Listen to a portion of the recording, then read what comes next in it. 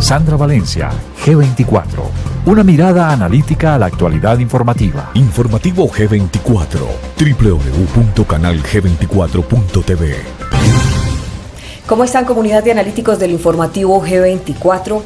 Hoy vamos a hacerle seguimiento a la situación que ha vivido durante los últimos días la frontera de Venezuela, donde además coinciden muchas cosas con situaciones de Colombia. ¿Será casual, tal como nos lo preguntaba un suscriptor, que justamente en estas últimas horas estén confluyendo paro armado del ELN y de las disidencias de las FARC en Colombia, que por el lado de Venezuela se esté presentando la operación Escudo Bolivariano, con la cual supuestamente Nicolás Maduro está tratando de protegerse de un presunto ataque desde el exterior y haya movilizado tropas para las cuales, cabe aclarar, y les recomiendo el video anterior, les mostrábamos cómo incluso reclutó jóvenes y cómo algunos de ellos también eran menores de edad seducidos a empuñar un fusil para, según él, proteger la patria. Pero además rumores de una supuesta aplicación de esas acciones militares del TIAR en los próximos días, justo un mes después de que se realizaran estos ejercicios militares tan importantes entre el Comando Sur, las Fuerzas Especiales de Colombia y Brasil. Para entender toda esta situación que se está presentando, hoy tenemos con nosotros un hombre que ya les había anunciado, ustedes lo aprecian mucho, nuestros suscriptores del canal informativo G24, el coronel John Marulanda. Él es director, es parte de los analistas de seguridad geopolítica, seguridad hemisférica del Security College de Washington y está muy frecuentemente con nosotros en Informativo G24 a propósito de esa experiencia que tiene. Coronel, gracias, bienvenido nuevamente al Informativo G24. Sandra, buenas noches y muchas gracias por la invitación. Coronel, ¿es casual? ¿Realmente es casual? ¿O podría ser premeditado que estén confluyendo paro armado en Colombia por parte del ELN y de las disidencias de las FARC y al mismo tiempo se esté haciendo operación militar, supuestos ejercicios que hayan movilizado tropas en la frontera de Venezuela con Colombia? Pues mire, sabiendo los nexos y los vínculos que existen entre las FARC, el ELN, el gobierno venezolano y otros interesados en que la situación se desestabilice en la región, no es muy espúreo pensar en que aquí haya una coordinación más que una confluencia de factores. Esto porque en el pasado hemos visto que actividades similares se han hecho también de manera coordinada y pensando mal, como se suele pensar en estos asuntos de seguridad y geopolítica, pues nada mejor para el gobierno venezolano que tratar de perturbar y desestabilizar el gobierno colombiano y desenfocar un poco la atención del continente sobre Venezuela, es decir, atraer la atención sobre un país que es la joya de la corona, que es Colombia, mientras ellos siguen con su gestión y están muy atentos a las decisiones de los Estados Unidos. De modo que no es exótico pensar en que todos estos hechos hay algún hilo conductor, más aún sabiendo que dentro de 8 o 10 días va a haber un paro general llamado por las centrales unitarias, laborales, por los educadores y por otros sectores del país en Colombia. ¿Qué pasó en esos ejercicios que se hizo conjuntamente con el Comando Sur, con las Fuerzas Especiales colombianas y con Brasil? ¿Qué se buscaba? Esto de alguna manera también alimentó esa ilusión en los venezolanos.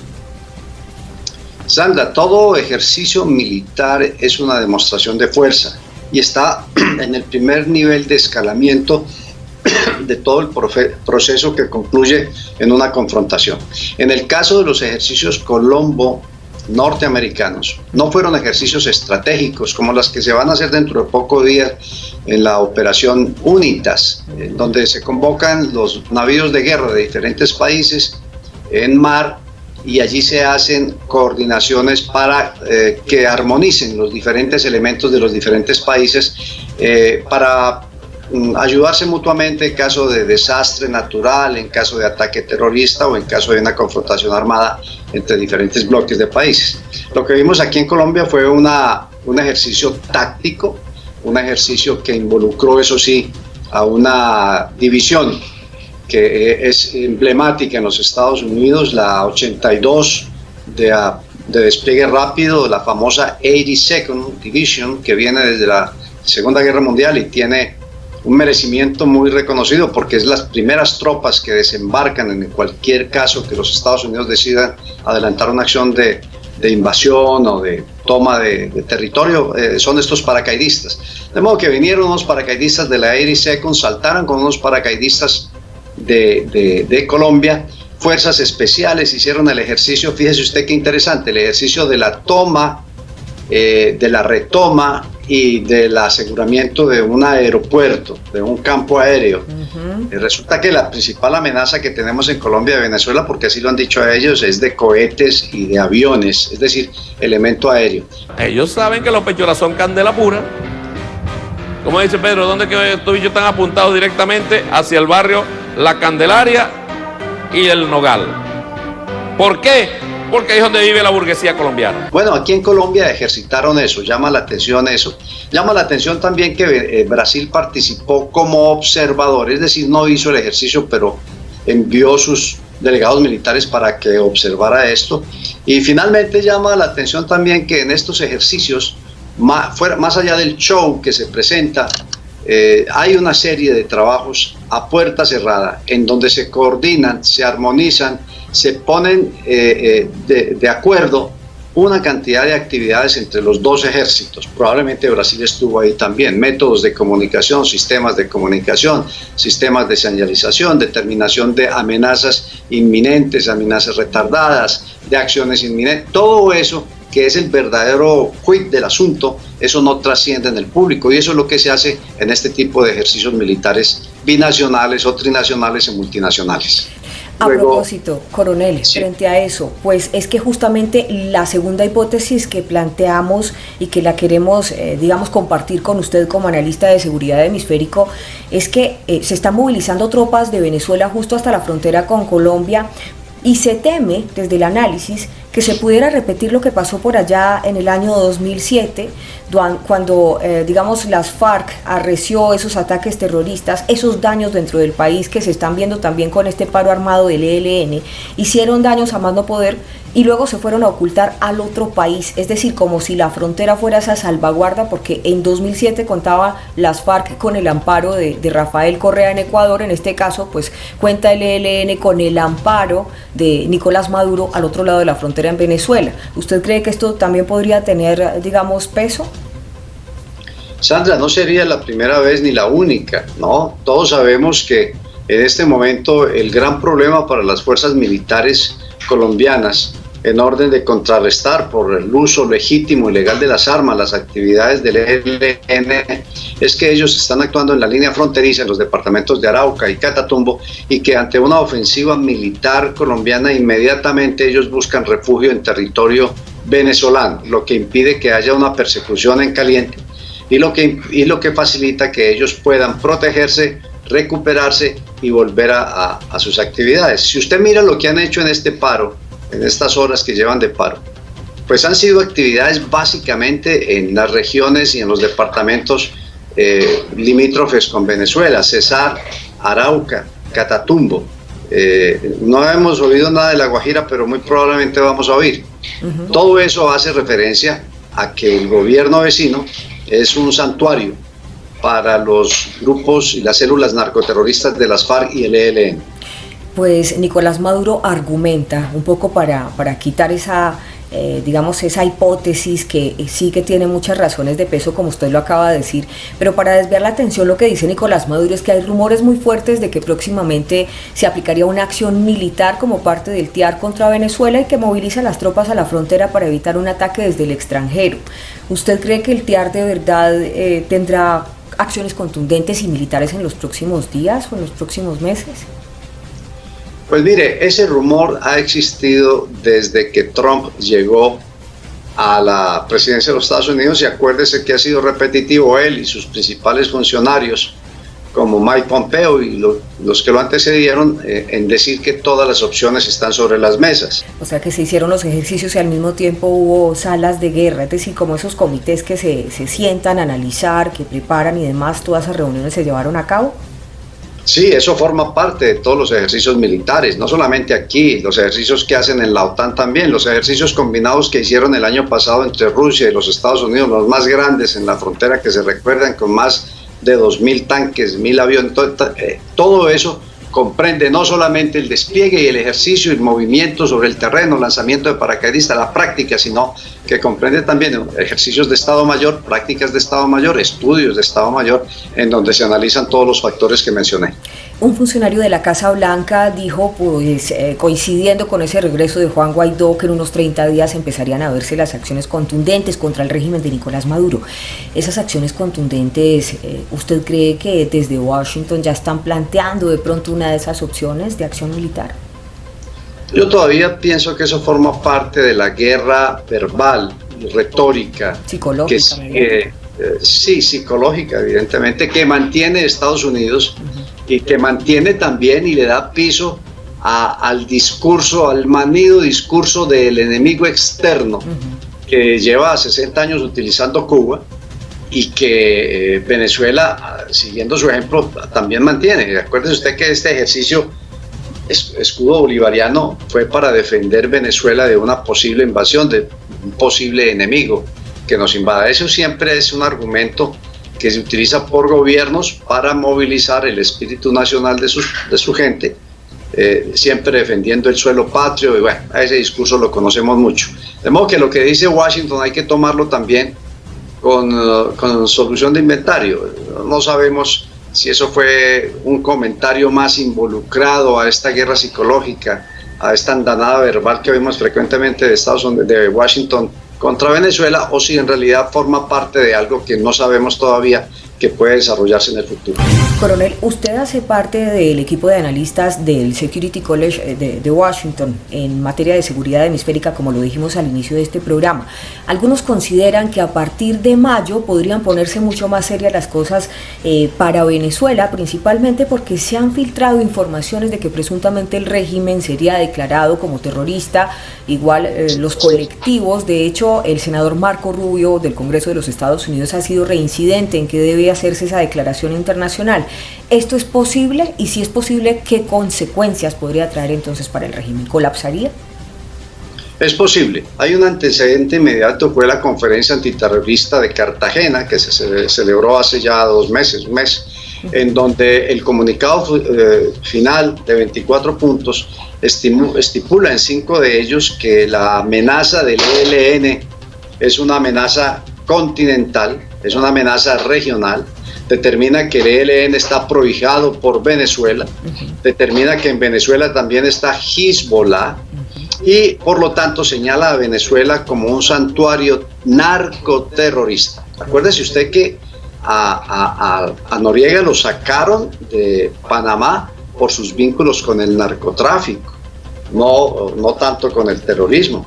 Y lo que estamos viendo en Venezuela es una señalización permanente, increciendo, de ser un Estado narcoterrorista que protege a grupos narcoterroristas como el ELN, como las FARC, a grupos terroristas transnacionales dedicados aquí también al narcotráfico como Hezbollah, y que por supuesto es un gobierno que está involucrado con el crimen organizado transnacional, que le deja pingües ganancias a sus diferentes dependencias, dado que pues, es vecino con el país que más cocaína produce en el mundo, que es Colombia. Y por la frontera con esos dos países sale 30-40% de esa producción de cocaína. De modo que sí se está prefigurando una señalización de Venezuela como un Estado narcoterrorista.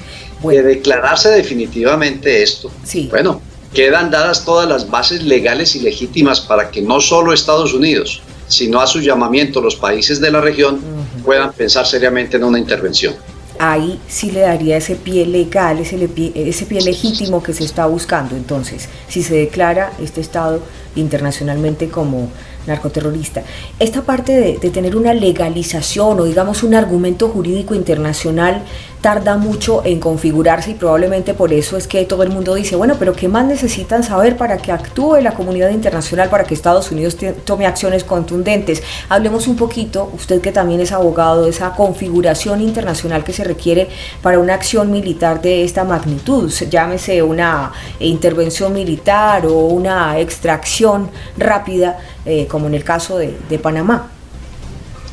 Eso es lo que en derecho procesal llamamos preconstituir la prueba, ¿no? Se está reconstituyendo la prueba, pero de ahí a que necesariamente eso concluya en una intervención militar, no es tan cierto. Acordémonos que finalmente todo este lío es de tipo político, y en ese lío político hay unos intereses geoestratégicos y hay unos intereses geopolíticos, intereses geoestratégicos tan importantes como China y Rusia. Este video tiene segunda parte a propósito del video anterior en el que les contaba cómo Nicolás Maduro estaba reclutando menores para las milicias bolivarianas y donde les mostraba cómo una serie de venezolanos estaban muy molestos porque uno de esos tanques estaba dañando el pavimento.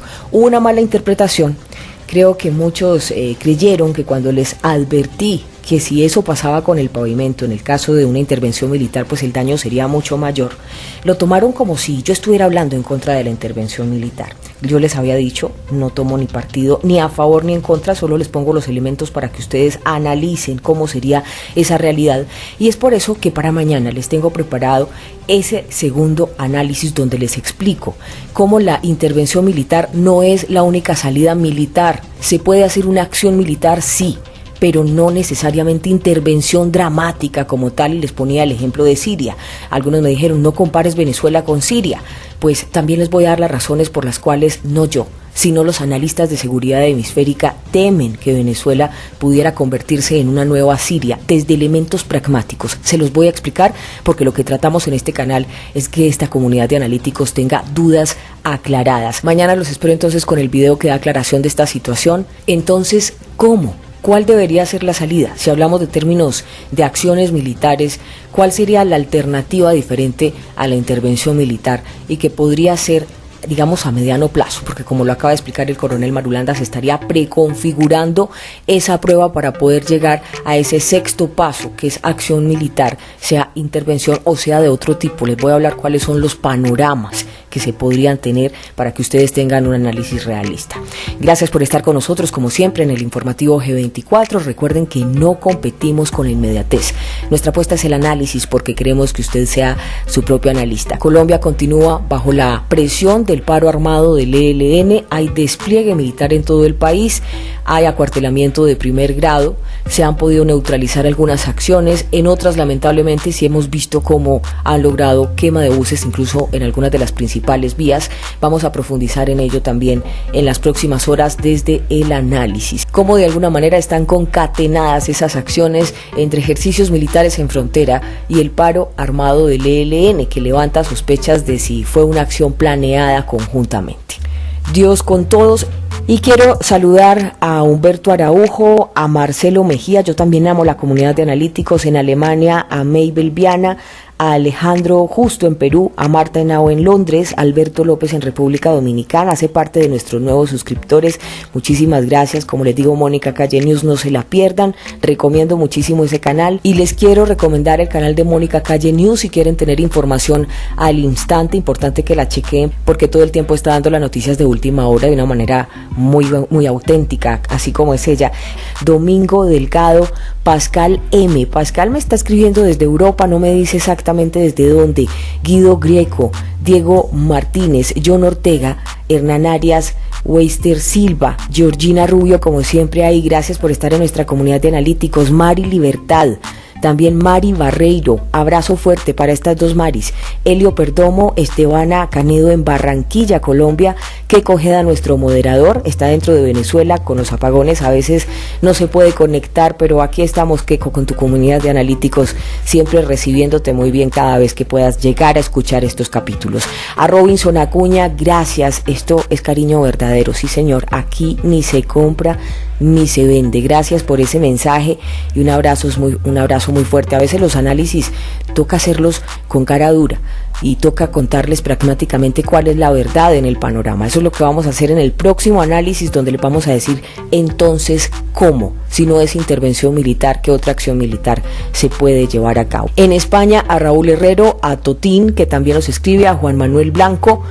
Y a todos ustedes, muchísimas gracias por estar siempre conectados con nosotros. En nuestro próximo video voy a hacer muchos más saludos porque son muchísimas personas, ya somos más de 142,000 esta comunidad de analíticos que todos los días crece. Dios con todos, y aquí seguimos contando la verdad bajo el parámetro del análisis. Sandra Valencia, G24. Una mirada analítica a la actualidad informativa. Informativo G24. www.canalg24.tv